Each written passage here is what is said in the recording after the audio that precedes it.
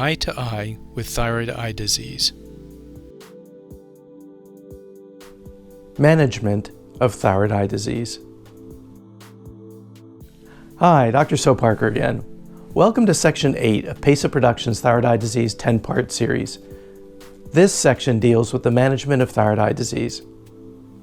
Many people may be inclined to rush to watch this section, but we strongly encourage you to watch the series in its entirety in the order intended, as the concepts discussed build one upon another. In viewing this section, we are hoping to provide a panoramic view of thyroid eye disease management. Many surgical details are glossed over since they won't apply to everyone. If a person needs to have surgical or medical intervention, it is incumbent upon their physician to review the specific risks, benefits, and expected post-treatment experience applicable specifically to them. The material in this series is meant to be easily understood. Parts, however, may be somewhat dense, and you may wish to review particular sections. If you have suggestions on how to improve this series, we welcome your comments. You may find us on the web at www.plasticeyesurgery.com, email us at info@pesahouston.com, write to us at Plastic Eye Surgery Associates, 3730 Kirby Drive, Suite 900, Houston, Texas 77098, or telephone us at 713-795-0705. In the previous video, Section 7, we discussed the active and inactive or stable phases. We now introduce the concept of recovery. After a person enters the stable phase, they may elect to undergo procedures intended to return them to a more natural state of being. In rehabilitation, we undertake reconstructive efforts to restore eye comfort, protection, function, and cosmetic appearance, as well as continue to watch for signs of disease recurrence. Recall that whether in the stable phase or in recovery, there is always at least a 5% chance of first reactivation. During the active phase, there are two main goals. We'll focus first on maintaining comfort. We've discussed how and why people with thyroid eye disease have dry and irritated eyes. The following measures may help such folk. Tear supplementation with over-the-counter drops and rarely prescription anti-inflammatory drops can be quite helpful. On our website, under Patient Resources, is a section called Mastering Tear Supplements. This is an extremely valuable tool for anyone who wishes to regularly use tear supplementation. Our eyes should be making tears all the time to bathe the eyes and keep them comfortable. The tears have to go somewhere. We have two little drains in each of our eyes that direct the tears into the back of our nose and throat, which is why when we cry, our nose runs. One way to keep more moisture on the eye is to block either one or both of these little tear drains. This may be done in a temporary or a permanent fashion. As we've said, dry eye is a generic term for any problem we have with keeping our eyes well lubricated. There can either be a deficiency in the amount of tears produced, or they can be a deficiency in the quality of the tears produced. A good simple explanation about the complexity of tear composition can be found in a video on our website as well. Without going into a lengthy explanation about why, which can also be found on our website, the following measures are very helpful in improving the quality of tears produced. The first is warm compresses, at least 3 a day. At the risk of sounding too much like a broken record, we refer you again to our website for a detailed description of good and easy ways to perform warm compresses. 1 to 2 tablespoons a day of omega-3 fish oils is very helpful. Be sure your fish oil is mercury and PCB free. If you wish, this may be taken as a capsule form. 1 to 2 tablespoons of flaxseed oil a day is recommended. This oil should be taken as the direct oil, not as capsules. And although the seeds are excellent and provide additional fiber, it takes roughly 3.5 tablespoons of ground flaxseed to equal 1 tablespoon of oil. In addition, the capsule of the seed is a phytoestrogen, and men may wish not to take those phytoestrogens. Both omega-3 oils and flaxseed oil should be taken with a sulfonated protein at about the same time. Otherwise, only about 20% of the oils are absorbed. Common sulfonated proteins include egg, peanut butter, nuts, turkey, chicken, and fish. Other natural anti-inflammatory supplements are helpful and include pine bark extract. Now, before you raise your eyebrows, realize that probably everyone watching this video has taken willow bark extract. Aspirin comes from willow bark. Vitamin E is another excellent antioxidant. Some people may experience double vision during the active phase of thyroid eye disease. Mild degrees of double vision can be managed using stick-on plastic Fresnel prisms applied to corrective lenses or clear lenses until the thyroid eye disease is stabilized and a more permanent solution is implemented. Morning double vision is managed by controlling orbital and muscle swelling through elevating the head of the bed at night with bricks under the feet at the head of the bed, rather than extra pillows. Salt and alcohol restriction, non-steroidal anti-inflammatory medications, either over-the-counter or prescription, and diuretics that increase urination and fluid loss are some good options. There are several different types of pain that can occur with thyroid eye disease. Orbital pressure pain, eye movement pain, sinus pressure pain, dry eye, gritty or burning pain from corneal exposure or dry eye, dull achy pain above or behind the eye, pain from pressure neuropathy, sudden sharp lancinating stretching neuropathy pain, and dull achy nauseating pain from poorly corrected vision. Each type of pain should be discussed with the overseeing eye care provider, not only because the management is very different for each type, but because important information will be conveyed regarding the status and progression of thyroid eye disease. But all of these pains can be treated. Eyelid retraction that we described in section 7 is generally well tolerated, with lubrication drops during the day, but at night, lag ophthalmos or an eye that doesn't close completely can be quite problematic with eye pain in the middle of the night or upon awakening. Several temporizing solutions are available, including lubricating eye ointments, various moisture chambers, pressure occlusive dressings, eyelid taping, eyelid gluing, press-on external weights, botulinum toxin injections, and various surgeries. Severe proptosis may be associated with globe prolapse beyond the eyelids. This can be a scary, painful, and dangerous event. The immediate treatment in these cases is simply to grab the eyelashes of the upper eyelid and pull the eyelids up and out from behind the eye at about a 45-degree angle. But a more permanent solution requires surgery. Until the thyroid eye disease is stable, control measures include edema or swelling control and a very minor surgical procedure which can be performed in an office setting. We call this procedure a tarsorrhaphy or a lateral tarsorrhaphy, which is sewing a part of the upper and lower eyelids together. The key to maintaining comfort during the active phase is controlling how much inflammation and swelling develops. The cornerstone of such control is patient education. The more a person understands, the more they are able to have some control over their own disorder, and the more likely they are to adhere to self-management measures. Stress reduction can certainly decrease the activity and degree of thyroid eye disease. For each person, stress reduction may take a different form, perhaps quiet reading, a massage, vigorous exercise, a bubble bath, a walk alone or with a loved one, etc. Smoking cessation and avoiding contact with tobacco smoke from others is critical. We've already explained that diet can play an important role in the management of thyroid eye disease, as well as in modifying the thyroid gland production of thyroid hormone and the effect that circulating thyroid hormone has on tissues. In video section 9, we provide some very specific suggestions about dietary changes. During active phase management, the second and perhaps the more important goal is to watch for and prevent the development of intolerable or irreversible eye changes that may result in vision loss. The first step in avoiding vision loss is understanding the risk of vision loss. Everyone with significant eye changes with thyroid eye disease should have an orbital CT or CAT scan.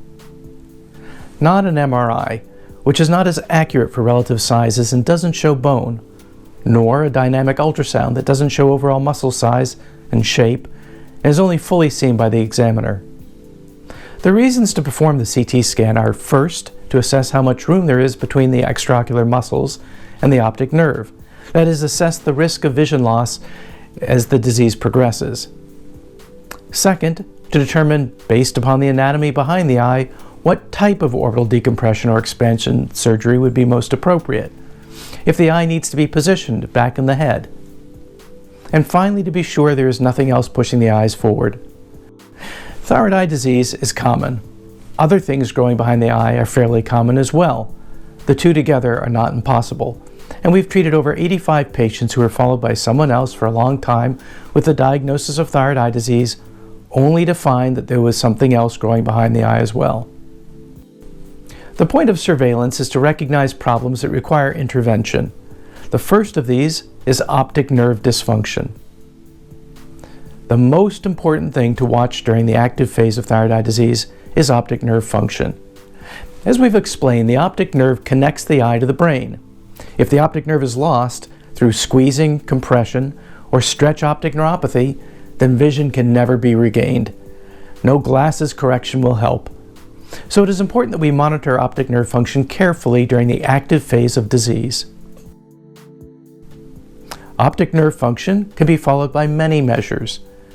Contrast sensitivity is probably the most sensitive measure of optic nerve function, but it is not very specific, which means that it may pick up very early optic nerve disease, but there are several things which may affect contrast sensitivity, not just optic nerve function, and so abnormal contrast sensitivity results may not be due to optic nerve trouble. Furthermore, contrast sensitivity is not very easily monitored by people at home, although there are several tests available now online, some of which require payment for comparison and analysis. We find red and blue color saturation testing to be a highly sensitive and fairly specific test, even in most people who have color perception abnormalities, or so-called color blindness. This test is easily performed at home. People who are at high risk for vision loss are asked to perform this test every morning, when swelling in the orbit is greatest and most likely to create early optic neuropathy. A convenient way to perform this test is for a person to look at something red, such as the numerals on a bedside digital alarm clock, with one eye covered. Then repeat the test with the other eye covered. The numbers should appear to be the same hue and intensity with either eye, and the same as they were the day before. Clarity of vision is not being tested, so this test may be performed without contact lenses or corrective lenses. Again, it is the quality of the color that is important. A positive and concerning result would be if a person saw an object as being red while looking out of one eye, but dull orange or even dark brown when looking out of the other eye. Some people find that blue color saturation testing is even more sensitive than red, while others find that red testing is more sensitive. So we often advocate testing both red and blue. This color comparison testing is excellent if one eye loses optic nerve function faster than the other eye. However, what if both eyes are losing optic nerve function at the same time? Then it might be difficult to distinguish a difference in color perception. Thus, we often suggest periodic, perhaps weekly, assessment using the FM100 test. This test is available free online, and there is a link to a particularly easy-to-use test through our website. Whereas comparative color saturation testing provides a subjective assessment, the FM100 offers a more objective, quantifiable assessment that will help to determine whether or not overall color perception is affected. To summarize, daily comparison of red and blue colored objects first thing in the morning before getting out of bed is an excellent way to follow optic nerve function.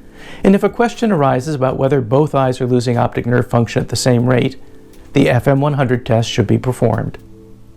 Light saturation testing is much like color saturation testing.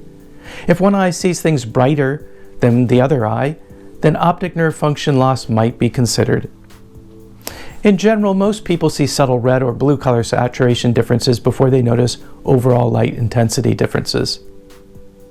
Testing for pupil constriction difference, or a relative afferent pupillary defect commonly called an RAPD, is a test performed by a physician or an eye doctor. This test can be performed in nonverbal or confused individuals, but subtle degrees of optic nerve dysfunction may be missed, and the self-performed red-blue color saturation test remains an easier and more sensitive test. There are several types of formal visual field tests, and all provide information relative to optic nerve function. However, once again, this is not a very sensitive test. Visual acuity, that is the ability to see fine detail as in reading vision charts, is not a very good determination of optic nerve function in thyroid eye disease. Vision may fluctuate dramatically from hour to hour during the active phase due to changes in refractive error. Refractive error is the need for glasses. The need for glasses is dependent upon the power of the natural lens within the eye and the length of the eye. As orbital swelling increases, the eye becomes pressed against the eyelids, shortening the eye and temporarily altering the refractive error of the eye. Eye dryness can also affect visual acuity, as can many other non-permanent factors. Thus, of all of the tests, visual acuity, or the ability to see small things clearly, is the least specific test, and perhaps the least important. It is useful to understand that there is a considerable redundancy in normal optic nerve function. By the time any optic nerve dysfunction can be appreciated, there is already a 50% loss of the nerve. Therefore, at the first reliable signs of optic nerve dysfunction, rapid and decisive intervention is warranted. The front part of the eye, the cornea, is susceptible to drying. In extreme cases, the cornea may become infected, scarred, or actually erode and melt, causing an ulcer. If the ulcer progresses all the way through the cornea, an actual hole may develop into the front part of the eye, the so-called perforation.